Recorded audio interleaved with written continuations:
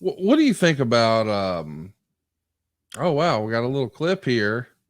Looking, my goodness, what a famous clip this is too. That's Mel Phillips. He's beating the shit out of there, is it not? Surely should. He touched his chaps. Let's track it. God. And oh my goodness! It's just, gentlemen, I need an explanation. How can you justify such dastardly behavior? Because your mother's a whore. That was special effects trying to make me and Terry look bad. That's exactly what it was. Yeah. You know. Terry Funk, your thoughts? Television tricks or not, that's nothing compared to what we're going to do to that piece of dog meat, the junkyard dog. Come on, Jimmy.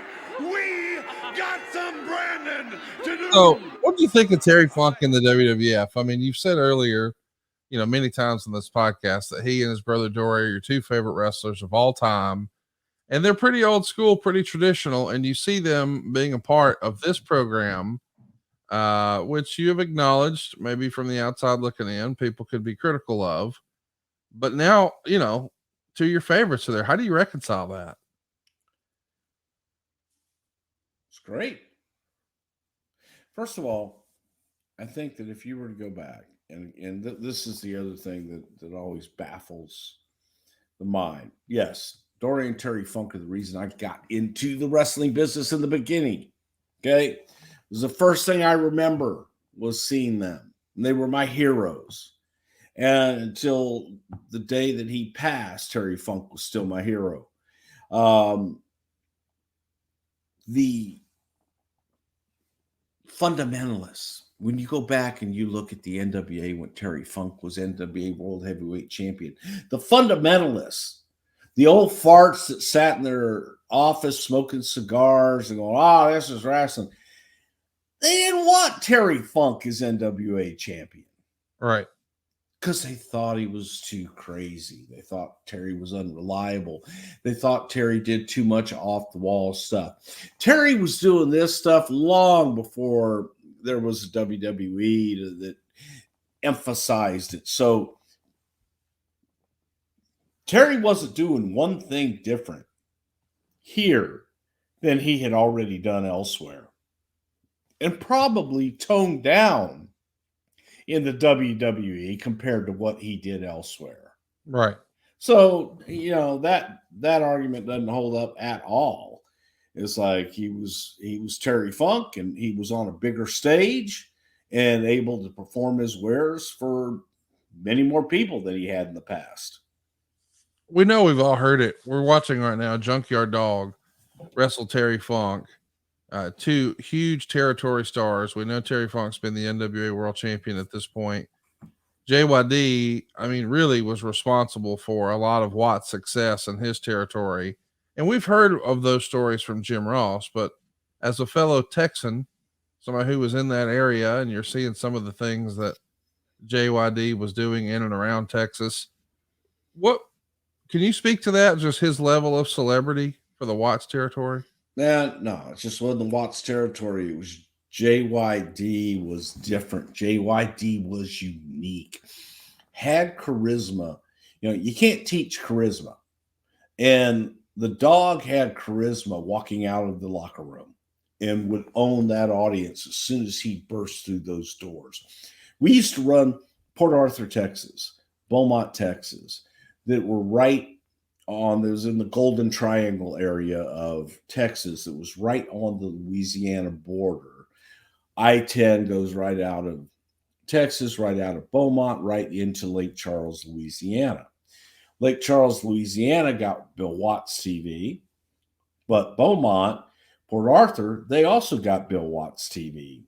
Both of them got both shows. They got Houston Wrestling and they got Mid-South Wrestling.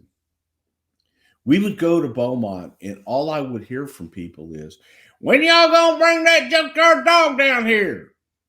I didn't know who the fuck the Junkyard Dog was. Because again, we didn't get their TV. It wasn't, there wasn't cable. There wasn't that kind of access. And when not just one, not just two, not just three, but when just hundreds of people, every time you run a market are asking you about one guy, you got to find out who the hell this guy is. That's right. And it was Junkyard Dog, and he just captivated audiences. He had the body of a Greek god, charisma out the ass. You know, you want to talk about great workers, or great. No, hang on. Before we do that, talk about great wrestlers. Junkyard Dog was not a great wrestler by any stretch of the imagination. There's not a human alive that would say, "Oh, JYD was the best wrestler." Drizzling shits. Best worker, JYD couldn't be touched. Wow. He knew what to do and when. And that's where people, you know, your experts of the world and your 32-star matches and all that bullshit means absolutely less than nothing. It's the worker. And like, yeah, I've told the story a million times. Hulk Hogan saying, "Who's the best worker in the business?" Guy who makes the most money. It was Vince. Yeah. Guy makes the most money. And he looked at me and said, "Me, I'm second best."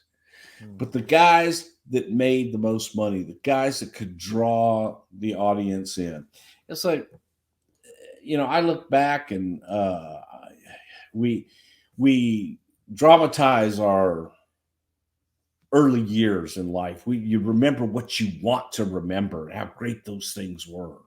And you watch them now and you, oh my God, that was boring. That was horrible. But for the time, it was innovative. It was new. It was different. You know, you didn't have to do 18 super kicks and jump up from them and no sell them to get a reaction from the audience. A body slam was a finish. Now, I know people, oh, yeah, well, that was exciting as hell. No, it was exciting because the workers knew how to work to it to make it exciting and to make you care about that one body slam. And that was the difference between, you know, worker. Terry Funk was a great worker in the ring, wrestler in the ring, worker in the ring, but Terry knew how to draw money. And if you did, you could be the greatest shooter. You know, name me a shooter that drew a lot of money for a long period of time. That list is short. Yeah. Very short. So when you talk about a guy like Junkyard Dog and you talk about a guy like Terry Funk, they were workers, man. They were over their top. Their gimmicks were over their top. And given the platform of WWE, where that audience was looking for more entertainment, all that much better. Because, you know, to see Jimmy Hart get his pants taken off by the Junkyard Dog, that's what they wanted to see. They wanted to see Jimmy humiliated. They wanted to see Jimmy get his in the end, by God. And for Terry Funk to take that branding iron and, by God, do what he does and all that, and their hero Junkyard Dog to stop it, not allow it. Ain't gonna happen. No, not today. I'm a Junkyard Dog. I need a bone to chew on, dog. Yeah, I need a big Texas beefy bone from the Double Cross Ranch. But I got me a little Jimmy Hart here. And what color underwear would you wear if you were going to get branded with the Double Cross from the Double Cross Ranch? By God, people are just they're going to die. They're going to eat that up to see Jimmy Hart get his little red panties. There it is. Branded in white. And there was one thing that Jimmy Hart used to do that I learned. And Jimmy's the one who smarted me up to it and told me to do it. And I thought it was the stupidest thing I'd ever heard in my life because it made no sense. But at the same time, Jimmy is getting his ass branded with the old Double Cross brand, which was white for some reason, but it's beautiful anyway. Is Jimmy, when Jimmy would get de-pantsed or Jimmy would get